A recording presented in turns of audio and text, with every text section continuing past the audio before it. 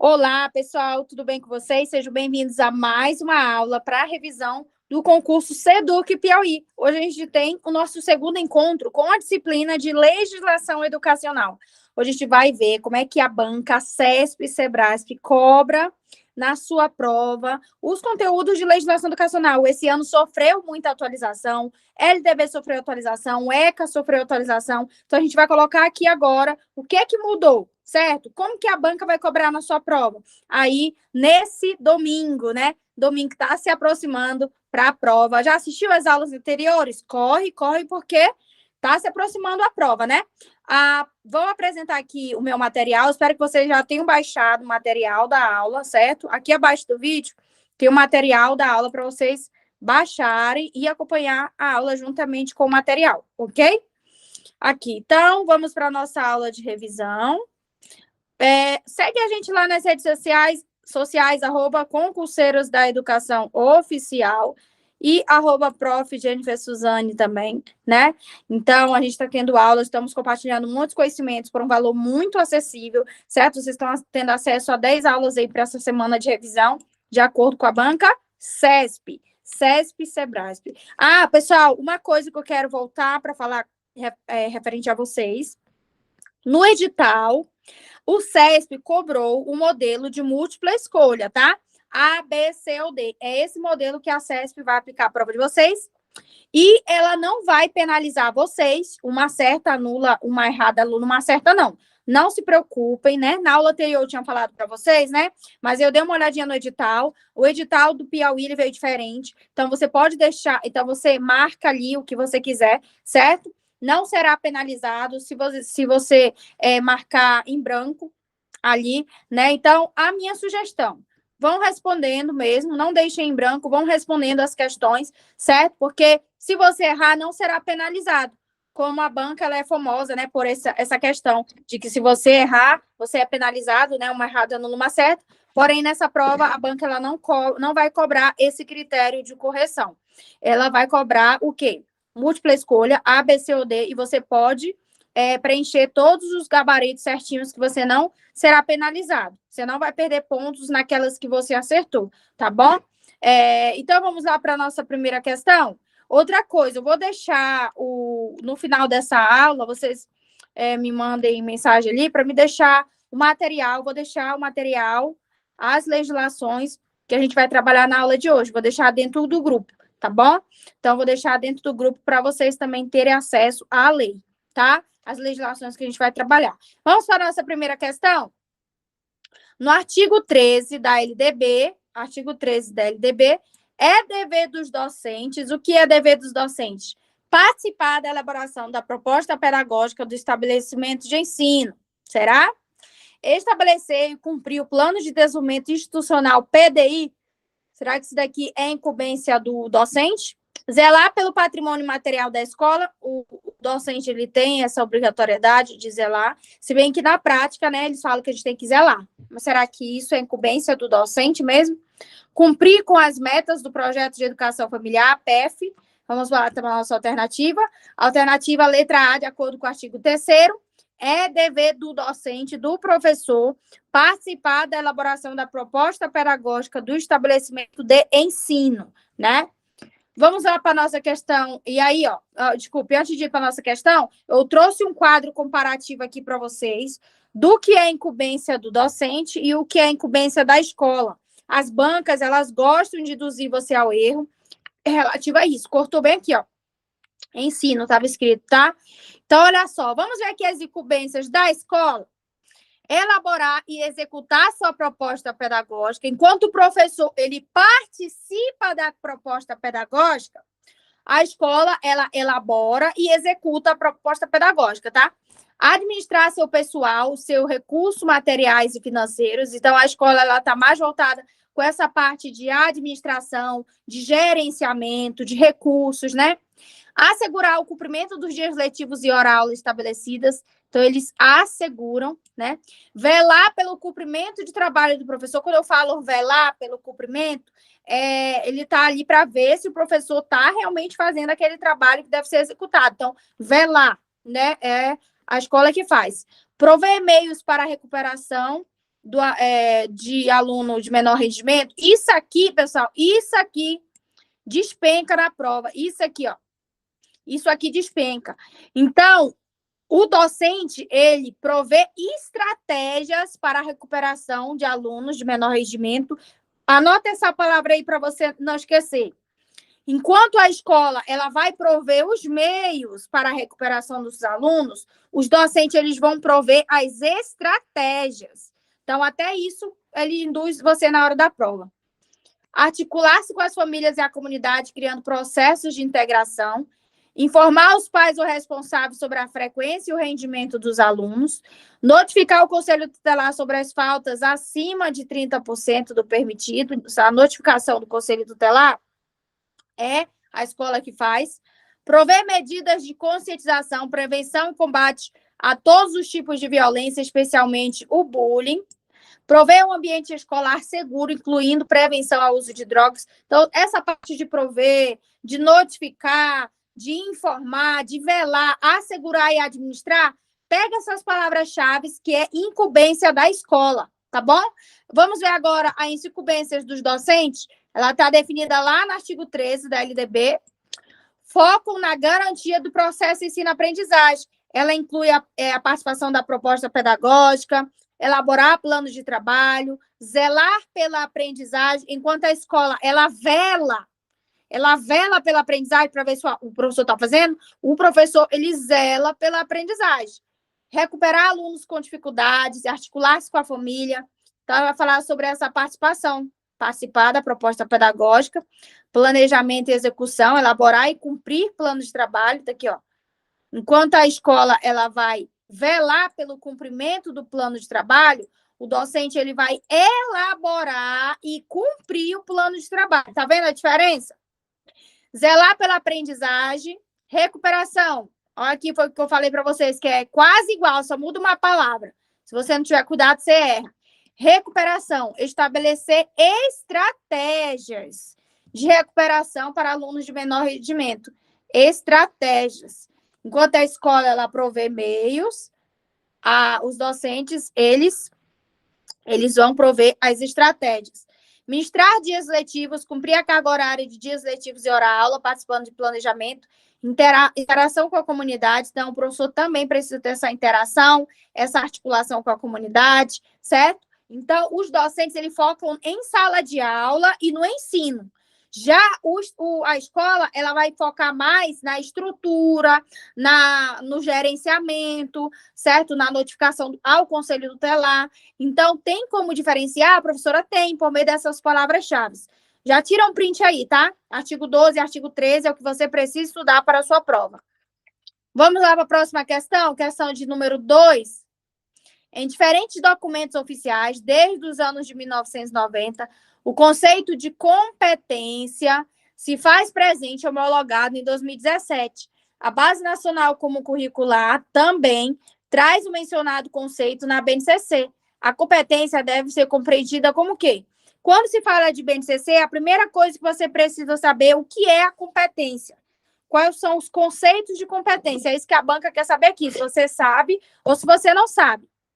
Competência é a transferência de informações entre educadores e educandos no curso de ação pedagógica, configurando aprendizado, ligada à inteligência emocional e diante da qual a escola deve mobilizar seus esforços? Não, isso aqui não é o conceito de competência. Disposição para assimilar conteúdos científicos, o que permite o desenvolvimento de habilidades, memorização, de virtudes, inovação e valores, dedicação a realizar uma tarefa? Errado. C, mobilização de conhecimentos, conceitos e procedimentos, habilidades, práticas cognitivas e socioemocionais, atitudes e valores para resolver demandas complexas da vida cotidiana, do pleno exercício da cidadania e do mundo do trabalho. Aqui, ó, fica correto, né? Aqui fica correto. Então, esse aqui, né? Esse aqui diz respeito ao que é competência, né? Tá correto. D, capacidade de escuta, retenção, memória e reprodução dos conteúdos. Não, é errado. Então, isso aqui é o que está escrito lá na BNCC sobre o que é competência. Isso aqui que está escrito na BNCC sobre o que é competência. mobilização de conhecimentos, conceitos, procedimentos, habilidades. Então, isso aqui é competência, tá? Lá na BNCC. Letra C, nossa questão. Terceira questão, Lei Brasileira de Inclusão. É isso mesmo, seu edital trouxe LDB, Lei Brasileira de Inclusão, trouxe BNCC, então trouxe um pouco de cada no seu edital, tá? O CESP, ela tá cobrando um pouco de cada. O bom é que a banca CESP, ela não traz textos longos, ela traz textos bem objetivos, porém ela coloca as palavras que podem induzir você ao erro. Por isso que é importante você grifar na hora que você estiver resolvendo a questão. Não deixe tudo em branco, pessoal. Vão anotando no material, porque isso ajuda você a encontrar a resposta. Sobre a Lei Brasileira de Inclusão, ela é destinada a assegurar e promover o exercício dos direitos e das liberdades fundamentais por pessoa com deficiência, visando o quê? Qual é o objetivo? A segregação das pessoas com deficiência? Segregação não. A segregação, o que é? A exclusão é quando eu não incluo ele em lugar nenhum para estudar. A segregação é quando eu crio escolas especiais, mas fora do ambiente regular, classes especiais. A integração é quando o aluno estuda na escola regular, porém fora da sala regular. Ele tem uma sala separada dos outros. E a inclusão é incluir dentro da rede regular de ensino com os outros alunos, né, que não têm laudo, certo? B, a garantia dos privilégios, a valorização sobre as pessoas sem deficiência, não. Aqui seria com deficiência, tá? Com deficiência. A sua inclusão social e cidadania. Então, o foco principal é sempre aqui, pessoal. É sempre a inclusão, tá? Terceira questão, gabarito letra D, né? Questão gabarito letra D. E aí eu coloquei aqui, ó, muito importante, deixei no material de vocês, artigos que cobra, que o CESP gosta de cobrar também, tá? Referente à Lei Brasileira de Inclusão. Você vai estudar a parte da área da educação, você vai focar nos artigos 27 a 30, são os principais, digamos assim. Nessa reta final, revisa o que você sabe que vai cair. Então, o artigo 27, ele trata sobre o sistema educacional inclusivo, que é dever do Estado, a educação, é um direito assegurado em todos os níveis. Então, ele fala um pouco diferente do que diz a LDB. Vai falar que é da creche, a pós-graduação também, e ao longo da vida. Que a aprendizagem, ela se estende aqui, ó, ao longo da vida, tá? Foco no aprendizado. O objetivo é o máximo do desenvolvimento possível dos talentos e habilidades físicas, sensoriais, intelectuais e sociais. Então, a Lei Brasileira de Inclusão, ela vai focar no aprendizado. Proibições e obrigatoriedade. Lá no artigo 28 você encontra sobre isso. Este é o ponto que mais cai, tá? Essa parte das proibições, o que é proibido, o que é obrigatório. Então, mas uma das coisas importantes no artigo 28 é a parte do que o poder público ele deve garantir. Ele deve garantir o atendimento educacional especializado, que deve ser oferecido no contraturno, mais a inclusão na sala de aula regular. Essa é a regra, né? Projeto pedagógico inclusivo. O PPP da escola deve prever o atendimento às necessidades específicas. Profissional de apoio escolar. Muito interessante essa parte aqui, ó. Porque ele diz que a escola ela deve oferecer auxílio para a higiene, ou seja, esse profissional de apoio escolar, o seu papel é oferecer auxílio à higiene, à alimentação, à locomoção, certo? Auxílio, higiene, locomoção, quando necessário, além do suporte de comunicação, certo?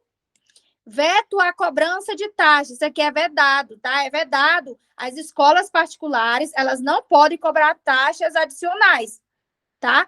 Ou mensalidades mais altas de alunos com deficiência para oferecer esses suportes. Não pode, né? Então, é vedado. Né? É vedado que as escolas façam isso. Professor, existe escola que já fez isso? Existe. Por isso que a lei veio para reforçar, né? Porque se é inclusivo, não precisa haver diferenciação até mesmo nas taxas e nas mensalidades, ok?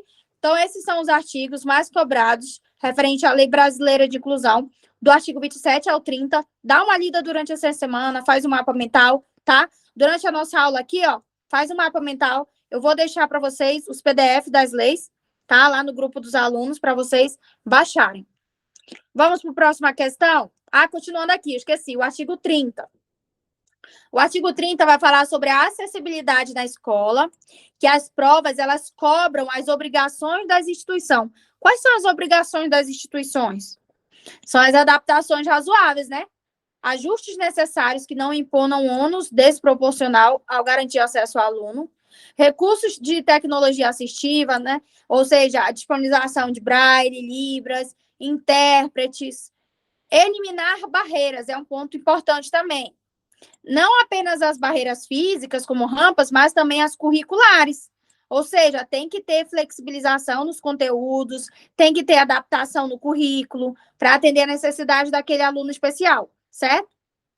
A figura do profissional de apoio e versus o acompanhante. Olha a diferença. Então, ele trouxe aqui, ó, a diferença do profissional de apoio e o acompanhante. Ambos desempenham um papel diferente, mas muitas vezes esses papéis eles são igualados nas escolas. Então, a LDB ela trouxe aqui, né, para você saber essa diferenciação. O profissional de apoio, ele exerce atividade de higiene, alimentação e locomoção. Ele não substitui o professor. Né? Às vezes o professor fala assim, dá essa tarefa aqui para o menino para ele ficar quieto. Né? Então, não vai substituir o professor, nem o professor do AEE. O acompanhante, ela é a pessoa que acompanha o aluno, pode ser alguém da família, mas a responsabilidade pelo suporte técnico na escola é da instituição, certo? Tradutores e intérpretes de Libras devem atuar na educação básica e superior, em exames e concursos. O tempo para a realização das provas deve ser estendido, geralmente estendidos 1 hora a mais, se houver solicitação comprovada, né? Então, basicamente, são as coisas mais cobradas referente à educação, que diz respeito ao ECA, ao espaço educacional, ou que diz a Lei Brasileira de Inclusão. Grava o artigo 27, 28, 29 e 30, para você fazer mapa mental, tá? Aqui, na próxima questão, a nossa próxima questão, tem o quê? Tem um quadrinho aqui, ó, onde um adulto vai falar o seguinte, hoje às 2 horas você vai ao francês, às 4 você vai ao futebol, às 6 música e às 8 você vai ao reforço de aula. Alguma dúvida? E a criança fala, que horas eu vou ser criança? Né? Então, é uma questão de quê? Fala sobre os direitos da criança, né? Sobre os direitos da criança. A tirinha de Alexandre Beck apresenta um direito garantido por lei, preconizado e fortalecido pela Convenção dos Direitos da Criança, né? Que é o direito... essa Convenção dos Direitos da Criança, de 1989, veio antes mesmo do ECA. E a gente está reforçando aqui para justamente ver depois o que o ECA é cobrado agora, né? Então, qual é o direito da criança? Proteger as crianças contra qualquer forma de abuso e exploração, garantir às crianças o brincar e as brincadeiras. O que tem a ver com esse quadrinho aqui? Esse quadrinho especificamente, que às vezes a banca ela pode trazer o quê? Várias alternativas certas, porém ela quer saber a alternativa certa de acordo com o texto motivador, de acordo com o quadrinho, né? Assegurar às crianças o acesso universal e gratuito à educação de qualidade nas redes privadas, promover o respeito à diversidade, cultura e étnica da criança. Nesse quadrinho, ele diz respeito ao quê? A garantir que as crianças elas tenham direito de brincar, né? Direito ao brincar e às brincadeiras, porque faz parte, é parte essencial do seu desenvolvimento, né? A criança ela tem esse direito. Vamos ver aqui o que diz o ECA? Os principais direitos previstos no ECA. Anota aí os artigos também para você estudar, para você revisar essa semana. Hoje é que dia? Né? Hoje é dia quinta-feira, né, pessoal? Então, assista a aula no horário que está sendo postada, já assista, né? Que a gente tem quinta e sexta-feira. Direito à vida e à saúde, né? Direito à vida e à saúde, artigo 7 e 14, né? Direito à vida e à saúde, artigo 7 a 14, aliás. Acesso às políticas sociais, atendimento pré e perinatal, né? Então, eu não vou entrar em detalhes, mas depois vocês dêem uma olhada, tá? Então, aqui, direito à vida e à saúde, artigo 7 ao 14. Direito à liberdade e respeito à dignidade, artigo 15 a 18, que é o direito de ir e vir, ter opinião de crença, brincar, respeito à integridade física, psíquica e moral, além da proteção contra tratamento desumano ou vexatório. Convivência familiar e comunitária, a criança tem direito. Artigo 19 a 52 trata sobre esse conteúdo, sobre guarda, tutela, adoção. Direito sobre educação, cultura, esporte e lazer. Professora, essa semana eu não consigo ver nada. Pelo menos vê isso aqui, ó. Pelo menos dá uma olhada no artigo 53 ao 59, que é a parte da educação, tá? Que é a parte da educação. Profissionalização e proteção no trabalho, artigo 60 a 69. Esse aqui eu vou botar uma estrelinha, né? Que é a parte da educação, que é o 53 a 59. Prevenção, artigo 70 a 85. E a gente tem uma nova atualização, pessoal, olha só. Agora, uma nova atualização, 17 de março de 2026, houve o quê? O novo ECA Digital, né? O novo ECA Digital, que ele vai reforçar a proteção digital, exigindo a supervisão parental nas redes sociais até os adolescentes de 16 anos de idade. Então, não substitui o nosso ECA antigo, é um ECA novo, é um ECA digital, tá? Baixem lá depois o PDF, tá? Para vocês darem uma olhada. Então, olha só, vamos ali. Então, ó, já teve atualização, vocês viram? Vamos aqui para a questão número 5. A questão número 5 é uma questão sobre Constituição Federal, juntamente com a LDB. Lembrando que a Constituição Federal ela veio antes da LDB, certo? E aí tem um texto motivador. Professora, eu preciso ler esse texto na prova? Eu não posso partir logo para as questões para ganhar tempo, não. Às vezes, a resposta está aqui no trecho e você deixou de ler. Na prova, você não pode deixar de ler uma linha. Leia, releia. E para você deixar de ler e reler, pega a caneta e vai grifando, pessoal. Vai grifando. Porque quando você chegar lá no ponto final, você já não vai lembrar nem do que você tinha lido antes. Então, vai grifando o material, que isso faz você ganhar tempo e entender logo ali, ó, pam, ali a resposta, né? Então, a Organização da Educação Nacional ela é crucial para o desenvolvimento educacional de qualquer país, incluindo o Brasil. Essa organização é estabelecida pela Constituição Federal e pela Lei de Diretrizes e Bases. Particularmente no artigo 11, entender a importância da responsabilidade dos municípios na organização da educação nacional é essencial para promover a igualdade e o acesso equitativo às oportunidades educacionais em um país. Por meio dessa organização e do uso adequado dos recursos financeiros, é possível garantir uma educação de qualidade para todos os cidadãos, contribuindo para o desenvolvimento social e econômico do país. Lá no artigo 11, tá?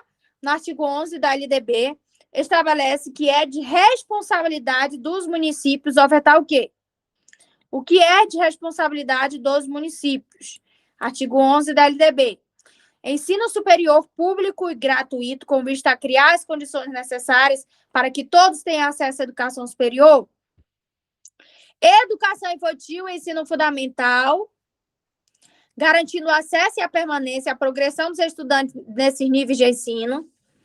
Promoção da equidade e acesso igualitário às oportunidades educacionais do ensino médio superior. Vamos falar uma coisa para vocês. O Estado, ele é mais comprometido com o ensino médio, tá, pessoal?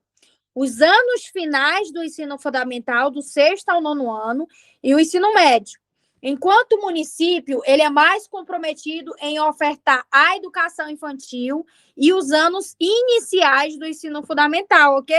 Então, com isso, a gente já consegue resolver essa questão.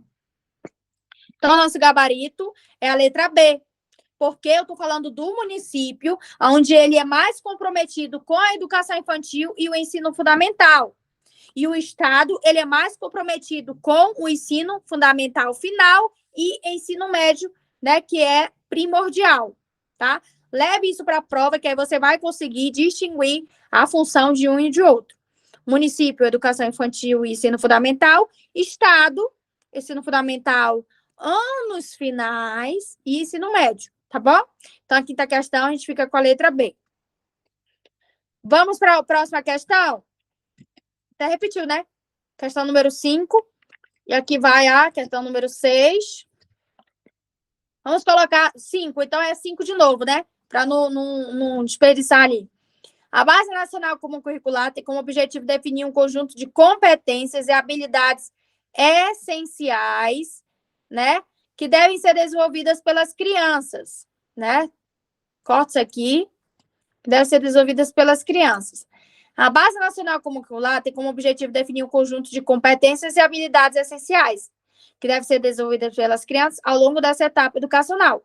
Nesse sentido, o primeiro eixo estruturante descrito na BNCC para a educação infantil trata-se de quê? Isso aqui, ó, ou você sabe ou você não sabe. Ou você viu a BNCC ou você não viu. Qual é o primeiro eixo estruturante da BNCC para a educação infantil? É esse aqui, ó. Letra D, interações e brincadeiras. É o primeiro eixo estruturante. Tá? Letra D. Letra D. Coloque aí. Questão número 5, letra D, tá? Interações e brincadeiras é o primeiro eixo estruturante descrito para a educação infantil. Questão número 6. Tá, eu repetiu, né? Questão número 6, letra D. E aí a gente vai falar o seguinte, ó, a Base Nacional Comum Curricular define interações e brincadeiras como eixos estruturantes da educação infantil, onde crianças, como sujeitos de direitos, constrói cultura, identidade, aprendizados. Esses elementos são indissociáveis, não podem ser separados, né? Indissociáveis e fundamentais para a socialização, o desenvolvimento permitido que a criança questione, experimente e aprenda. Então, a interação e a brincadeira é o eixo 1 estruturante da educação infantil. Né? A gente quer que a criança interage e brinque e aprenda brincando, né? Vamos à questão número 7. Questão número 7 aí, ó, sobre as diretrizes curriculares nacionais para o ensino fundamental de 9 anos. Tá no meu edital isso aí, professora? Tá no seu edital. Essa lei tá no seu edital, ó. O ensino fundamental de 9 anos, as DCNs. Para nortear as políticas educacionais e as ações pedagógicas, as escolas devem adotar que tipo de princípios? Também aqui não tem como fugir, não dá para interpretar. Aqui ou você sabe ou você não sabe. O que diz as DCNs? As DCNs, elas vão nos falar sobre os princípios éticos, políticos e estéticos. Olha só, a Banquida trouxe a ordem, ó. Ó, por exemplo, isso aqui, ó. Éticos, políticos e estéticos. Questão número 7, letra A, tá? E aí, aonde que eu encontro isso, professora? Lá no artigo 6º. Deixa eu voltar aqui, que talvez eu tenha voltado rápido demais. O artigo 7º, a questão número 7, a gente fica com a letra A. Quando se fala de princípios, de acordo com as decentes, a gente fala de princípio, anota aí na sua geladeira, ético, político e estético. Que princípios são esses, professora? Lá no artigo 6º vai dizer o seguinte, copiei aqui a literalidade da lei. O que está dizendo lá nas DCNs? O sistema de ensino e as escolas adotarão, como norteadores das políticas educativas, as ações pedagógicas, os seguintes princípios. Éticos, né, que a gente falou, os princípios políticos e os princípios estéticos. E aí ele diz o que é cada um desses. O que são os princípios éticos? Da justiça, da solidariedade, da liberdade, da autonomia, de respeito à dignidade da pessoa humana, o compromisso com a promoção de todos, do bem de todos, né? Ético, isso aqui, né? Isso aqui são palavras-chave, ó. Combater e eliminar qualquer manifestação de preconceito, de origem, raça, sexo, cor, idade, qualquer outra forma de discriminação. Sobre os princípios políticos, o que diz as DCNs? De reconhecimento dos direitos e deveres da cidadania, de respeito ao bem comum e a preservação do regime democrático, dos recursos ambientais, da busca da equidade no acesso à educação, à saúde, ao trabalho, aos bens culturais e aos outros benefícios, da exigência de diversidade de tratamento para assegurar a igualdade de direitos entre os alunos que representam diferentes necessidades, da redução da pobreza e das desigualdades sociais e regionais. Quando a gente fala de políticos, não é basicamente aquele político, né, que está se candidatando, mas todas essas especificações, elas nos dão uma base política de governo, de estrutura, de gerenciamento, combate à pobreza, acesso à educação, à saúde, ao trabalho, aos bens culturais, é isso que diz os princípios políticos. Os princípios estéticos descritos nas DCNs é referente ao cultivo da sensibilidade juntamente com o da racionalidade, do enriquecimento das formas de expressão e do exercício da criatividade. Quando a gente se fala de estético, pensa em artes, pessoal. Pensa em artes, pensa em cultura, pensa em teatro, né? Cultura brasileira, isso é estético, tá bom? Olha só. Vamos para a nossa questão número 8. E uma coisa que eu quero dizer para vocês, que nenhuma outra legislação vai falar, vai distinguir sobre os princípios éticos, políticos e estéticos que abrangem o planejamento curricular. É só as DCNs. Então, se você falar, na sua prova, a LDB abrange os princípios éticos, políticos e estéticos. Não é a LDB, é as DCNs. Todas as DCNs falam sobre esses princípios. A base nacional, a DCN geral, para todos, o ensino fundamental de 9 anos, educação infantil, todas elas falam, elas abordam sobre os princípios éticos, políticos e estéticos, tá bom? Vamos para a questão número 8. 7, né?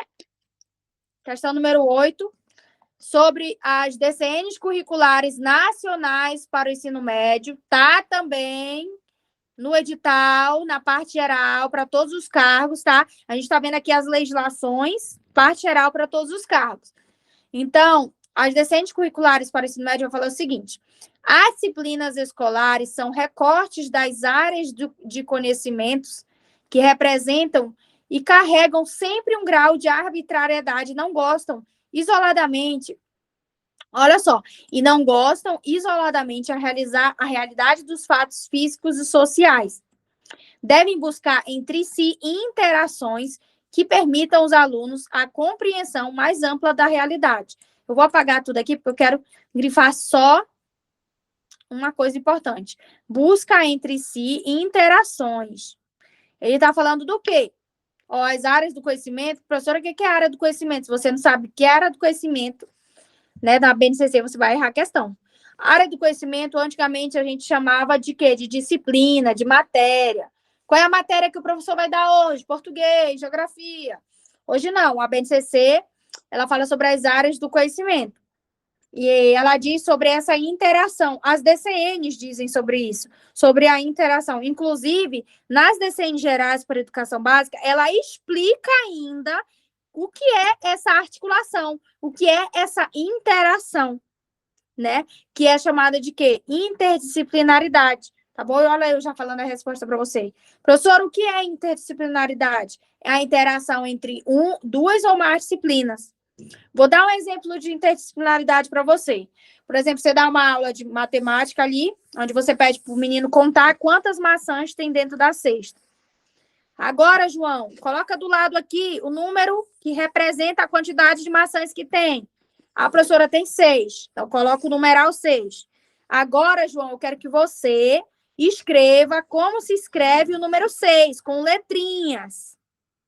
E aí ele vai escrever lá. E aí me diz, conta, quantas letrinhas tem essa palavra 6 aí? Quantas letrinhas? Quantas vogais? Quantas consoantes? Então, o que é que eu estou fazendo nessa atividade? Eu estou utilizando a interdisciplinaridade. É a articulação entre duas ou mais disciplinas. Eu usei português e matemática em uma única atividade. Isso é interdisciplinaridade, certo? Então, aqui ele falou, busca entre si interações. Quem é que busca entre si interações? A interdisciplinaridade, quando duas ou mais disciplinas conversam entre si em uma única atividade, tá bom? Questão número 9. Questão número 9 vai tratar sobre as diretrizes operacionais para a educação de jovens e adultos nos aspectos relativos ao seu alinhamento à Política Nacional da Alfabetização. Professora, tudo isso está lá no edital, está escrito desse mesmo jeito que eu estou colocando aqui. Diretrizes operacionais para a educação de jovens e adultos e o seu alinhamento com o PNA, com a Política Nacional de Alfabetização, né? Então, está falando aqui sobre o assunto, assinale a alternativa correta. A EJA, ela é organizada de forma anual, com cada ano de estudos correspondendo aos anos do ensino fundamental de 9 anos. Os cursos da EJA, desenvolvidos por meio da EAD, poderão ser ofertados tanto para os anos iniciais, quanto os anos finais do ensino fundamental, bem como para o ensino médio. E aí, a EJA, os cursos da EJA é isso mesmo? Os anos iniciais do ensino fundamental para a EJA têm como objetivo a alfabetização inicial e uma qualificação profissional inicial. Será que tem qualificação profissional inicial? A duração mínima dos cursos de EJA desenvolvidos por meio da EAD será a mesma estabelecida para os anos iniciais do ensino fundamental? Errado. Porque a EJA e a EAD, ela pode ser dada somente para os anos finais do ensino fundamental e não os iniciais, tá? A educação física, bem como a língua inglesa, são componentes curriculares de oferta facultativa para os anos finais do ensino fundamental. Língua inglesa, pessoal, é obrigatória, tá? A língua inglesa não é facultativa. Ela é obrigatória. Ah, e a educação física também ela é obrigatória. Ela vai ser facultativa em alguns casos. Tá? Ela vai ser facultativa em alguns casos. Coloque aí. Ela será facultativa em alguns casos. Quais são os casos em que a educação física será facultativa? Que tenha prole, né, gente? Que tenha filho, né? Tenha maioridade, que esteja prestando serviço militar, né? Em atividade militar. Então, a educação física ela é facultativa, ok? Então, a questão número 9, a gente fica com a letra C. Os anos iniciais de ensino fundamental para a EJA tem como objetivo a alfabetização inicial, né? Que é o quê? A alfabetização inicial, ele é a alfabetização, o letramento em si. Não sabe ler, não sabe escrever, né? E uma qualificação profissional inicial, né? Já que a gente está lidando com jovens e adultos. Questão número 9, letra C, tá bom? Vamos aí para a nossa questão número 10. A questão número 10, sobre Base Nacional Comum Curricular, define os direitos e objetivos de aprendizagem do ensino médio com a inserção dos itinerários formativos, pautados em áreas do conhecimento. Diante das mudanças, estudantes e professores vislumbram angústias e incertezas a respeito dos desafios da educação física na contemporaneidade, apresentados por Corfani, Kawashman e Moreira. Analise as assertivas a seguir, né? Antes da gente entrar aqui, lembre-se que a gente vai ter aulão de véspera, tá? Um mega aulão de véspera a gente vai ter, é isso mesmo. Vamos ter um mega aulão de véspera, onde você vai, o quê? Simular o dia da sua prova. A gente vai fazer uma simulação do dia da sua prova no aulão de véspera, que vai ser 12 horas, vai começar às 12 horas e vai até às 6 horas, tá, pessoal? Aulão de véspera. Já convido vocês para participar do aulão de véspera, que vai acontecer na próxima semana para os cargos de específicas, né? Para os cargos de específicas aí, esse mega aulão de véspera para a prova. E, posteriormente, também a gente vai ter o aulão de véspera para quem participar dos anos iniciais e educação infantil, tá bom? Vamos ver aqui. Educação física, educação básica, diálogos com professores e pesquisadores. É fundamental que professores assumam o papel de protagonistas na gestão do currículo, pois sem isso, essa parte da reforma pode conduzir a educação física ao ostracismo curricular. Tá certo isso aqui? 2. No caso específico das aulas de educação física no ensino médio, há uma carência de experiências pedagógicas que superem as limitadas e excludentes práticas do ensino do esporte. 3. A legitimidade da educação física no ensino médio ocorrerá motivada pela sua relevância social, por meio do incentivo ao esporte, a formação de atletas e a ocupação do tempo dos jovens em situação de vulnerabilidade social. De acordo com a questão 10, aí eu já deixei até o gabarito, né? Vamos ver o gabarito, letra D, 1, 2, 4 e 5 estão corretos, ó. 1, 2, 4, 5 são corretos. Garantia do direito de participação e aprendizagem de todos, com as aulas inclusas e igualitárias, sem exclusão social, né? De gênero ou deficiência, isto é, aulas em que todos possam conhecer e compreender as mais diversas práticas corporais. É necessária a construção de um projeto de educação física em que os jovens consigam estabelecer relações entre o conhecimento específico, certo? Tematizados sobre as práticas corporais, o seu projeto de vida e o mundo em que vivem. Então, aqui, ó, E aí é fundamental que os professores assumam o papel de protagonista na gestão do currículo, pois sem isso essa parte da reforma pode conduzir a educação física. No caso do específico das aulas de educação física no ensino médio, há uma carência de experiências pedagógicas, né? Então, essa carência, ela existe ou não, essa carência? Sim. Relativo ao item 3, a legitimidade da educação física no ensino médio ocorrerá motivada a sua relevância social? Não. Porque a educação física ela é obrigatória, porém ela é facultativa em alguns casos específicos.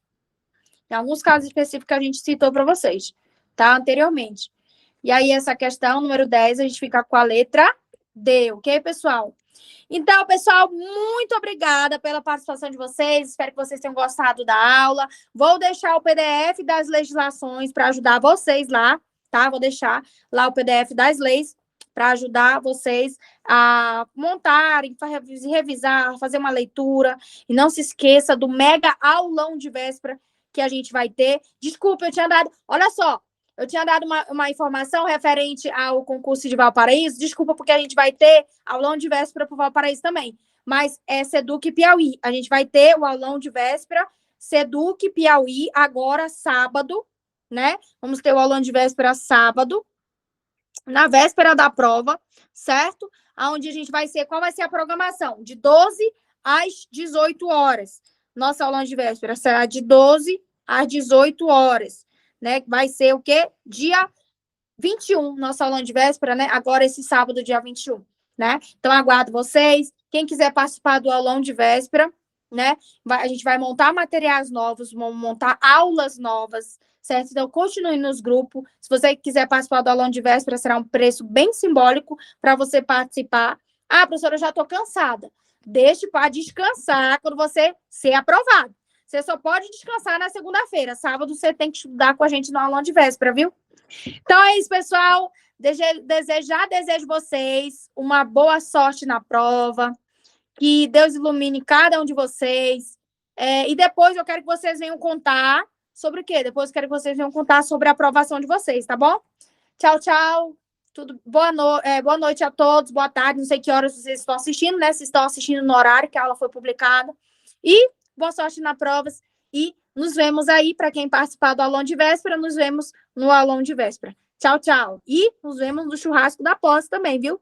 Tchau, tchau.